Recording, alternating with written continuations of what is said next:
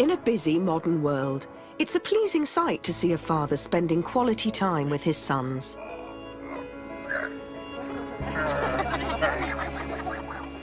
I love it to be with the kids in the park. So fun. It's just a slice of happiness, in a sense, you know? But these aren't Ed Huben's only children. He has many, many, many more. As far as I know, there are 85 children born. And at this moment, 8 people are pregnant.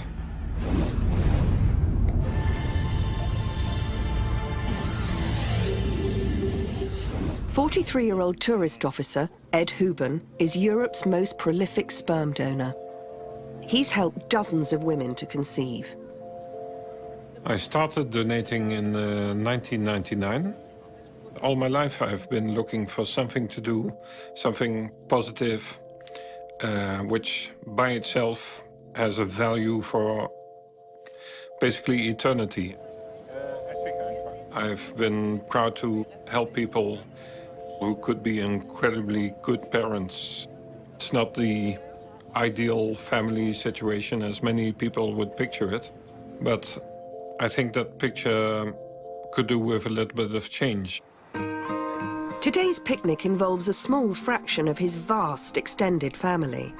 Natalie and son Eric, and lesbian couple Danielle and Sabine, with son Finn. They're expecting their second child soon. Also Ed, wir verheimlichen Ed nicht, sondern das Papa Ed. We don't hide the fact that he's the father. We're completely transparent about the situation. We have photos of Ed hanging in our house, so Finn, and pretty soon Hannah, can see who their dad is. So lernen Finn und Hannah ihn auch kennen. Ed also gives single mothers like Natalie a chance at a family. I did not have a relationship. I was bisexual. Still, I wanted very much to have a child. He's a good father and also a friend. But moreover, he's a good friend of my son. Eric is a real special individual in my life. He gives me hope for the future. At first, Ed was an anonymous donor at a government-regulated sperm bank. To prevent interbreeding, regulations restricted individual donors to conceiving 25 children each. Large numbers of donor-conceived children from one donor carries a number of risks. It can create difficulties for donor-conceived individuals who may unwittingly fall into the trap of accidental incest with all the problems that that can bring. Ed reached the official limit of 25 children after only 3 years, but he's determined to keep fathering more. I've considered stopping at 1,500 children, but to me, really, numbers are not important. I don't feel ashamed of what I do. If you look deeper into the subject, you'll find egomaniacs, but I'm not one of them. Ed is more responsible than most private donors. He keeps a database of all his children, accessible to them and their mothers. Most of the names are there. The clinic information is there, and names of people I've tried to help, but who didn't let me know anything after we tried. His aim is to help them avoid accidental incest. Ed operates in conditions very different to the early days of sperm donation. The earliest recorded moment of sperm donation in the medical literature actually appeared in 1909. For the vast majority of the history, it has been shrouded in secrecy and anonymity. In the 1950s, donation became formalized with regulated sperm banks established, serving married couples who couldn't conceive. The heterosexual couples often didn't tell anyone that they were using sperm donors and often wouldn't even tell their own children. Times have changed. In the US, the fertility industry is worth $3 billion a year. One treatment cycle can cost upwards of $15,000. But there is a way to get it for free: private donors. A private donor is somebody who donates outside of a fertility clinic setting, and as such, he or she does not go through the same vigorous health screening and qualitative check process. Websites advertise men's sperm from around the world. The downside to these private websites is that we don't actually know what the sexual health of this person is. We're not actually aware of the quality of the sperm, and we have no information about what the genetic material is like. Also, it may just be a way for men to get sex from women. After reaching the 25-child limit, Ed began impregnating women from his home. Hi. Hey.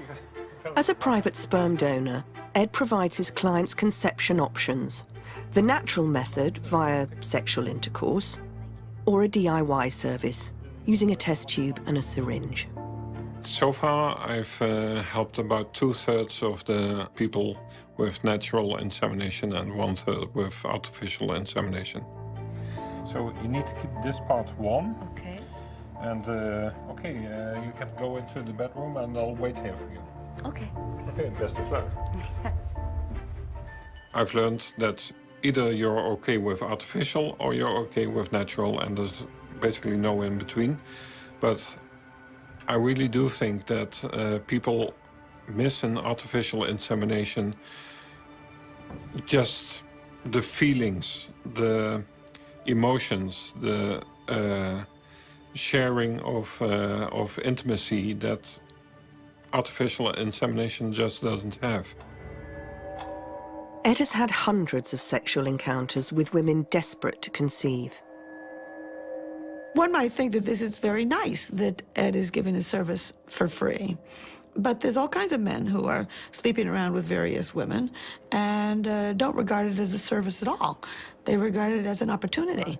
Yeah. And everything okay? Yeah, everything is okay. Ed's behavior would be considered taboo by many because, on the one hand, he's being very promiscuous and having many partners. On the other hand, he sort of has an unfair genetic advantage because he's creating 80 or more offspring, whereas most of us produce, 2 to 3. Ed has no legal contract with the women he impregnates. He relies solely on trust. I'll let you out the door. Yeah. So the role Ed plays in the lives of his offspring comes with risk. Most sperm donors historically have not really sought intimacy with the children that they have fathered. In fact, classically, sperm donors have gone to great lengths to remain anonymous out of fear that a child born from their sperm would somehow make a paternal claim upon them. Such fears are well-founded. A 2007 landmark case saw Andy Bathy, a sperm donor from Enfield, forced to pay child maintenance. From Ed's perspective, he can be held legally liable as a parent and financially responsible in certain cases, or at least at best be unclear as to his potential status. Ein Mädchen. Ja, oh Gott sei Dank, sagen Sie jetzt. Danielle is due to give birth to Ed's 86th child in a matter of weeks. Baby Hannah was conceived through artificial insemination. For me, it's a very special occasion because usually I see people who are not pregnant and then I see them again when there's a baby, So for me, this is quite special, and I'm very grateful that they allow me to take part in this part. I've been accused of a few things during the years, but given the choice between having a bad father or no father and a donor father who is prepared to meet you and answer all of your questions and have contact whenever you want, then I'd say the latter is a better opportunity for happiness.